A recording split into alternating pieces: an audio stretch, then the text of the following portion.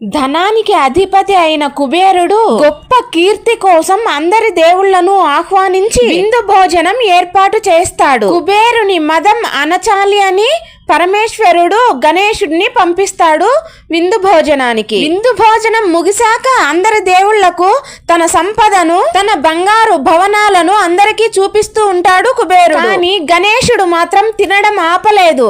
ఎంత వడ్డిస్తూ ఉన్నా కూడా తింటూనే ఉన్నాడు. మళ్ళీ ఎన్నిసార్లు వండిన పిండి పదార్థాలన్నీ తినేస్తూనే ఉంటాడు గణేశుడు. కనిపించిన ప్రతి వస్తువును చివరికి కుబేరుని కూడా తినడానికి వెళ్ళగా కుబేరుడు భయంతో కైలాసానికి పరుగు తీసి జరిగినదంతా చెప్పగా పార్వతీదేవి, కుబేర, నీ అహంకారాన్ని పక్కన పెట్టి భక్తితో ప్రేమతో ఈ ఒక్క ముద్ద పెట్టు, గణేశుని ఆకలి తీరిపోతుంది అని చెబుతుంది. పార్వతీదేవి ఇచ్చిన ఒక్క ముద్ద అన్నం నా తప్పును మన్నించు స్వామి గణేశ అని భక్తితో గణేశునికి పెట్టగానే గణేశుని ఆకలి తీరిపోయింది. కుబేరుని గర్వం కూడా వెళ్లిపోయింది.